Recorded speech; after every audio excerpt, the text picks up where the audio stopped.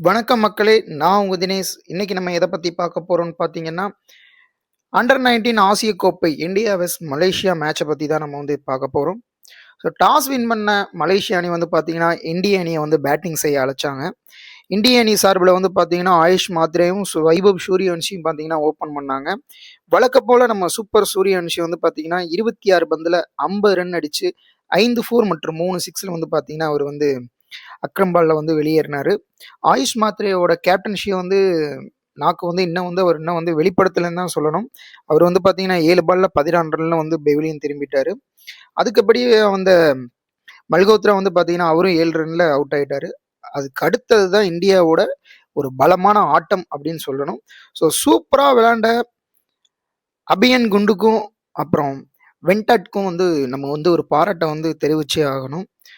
அபியன் குண்டு வந்து பார்த்தீங்கன்னா, அவரோட அண்டர் 19ல முதல் முறையா 200 இரட்டை சதத்த வந்து அவர் வந்து பதிவு செஞ்சிருக்காரு. 125 பந்துல வந்து பார்த்தீங்கன்னா, 209 ரன், மொத்தம் 17 4, 9 சிக்ஸர் அடிச்சு இந்திய அணிய வந்து ஒரு இமாலய இலக்க வந்து அவர் வந்து கொண்டு போய் நிறுத்தியிருக்காருன்னு தான் சொல்லணும். ஃபைனலா வந்து பார்த்தீங்கன்னா, 408 ரன்னுக்கு 7 விக்கெட் இழப்புல வந்து இந்தியன் அணி வந்து பார்த்தீங்கன்னா, 50 ஓவர்ல அடிச்சு மலேசியா அணிக்கு 409 அப்படின்ற இலக்க வந்து குடுத்தாங்க. மலேசியா சார்புல வந்து பார்க்குறீங்கன்னா, அக்ரம் வந்து பார்த்தீங்கன்னா 5 விக்கெட் நேத்து வந்து அவர் எடுத்திருக்காரு. அவரோட பவுலிங் வந்து ரொம்பவே நல்லா இருந்துச்சுன்னு தான் சொல்லணும்.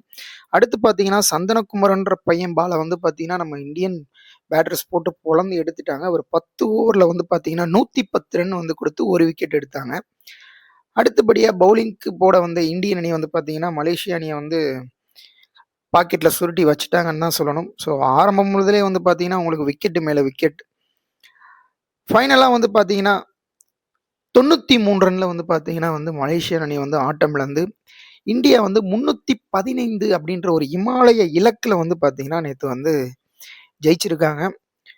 இந்தியன் டீம பொறுத்தளவு பவுலிங்ல வந்து பார்த்தீங்கன்னா, தேவேந்திரன் வந்து பார்த்தீங்கன்னா 7 ஓவர்ல 22 ரன், ஒரு மெய்டனோட 5 விக்கெட் ஹால் வந்து அவர் எடுத்திருக்காரு.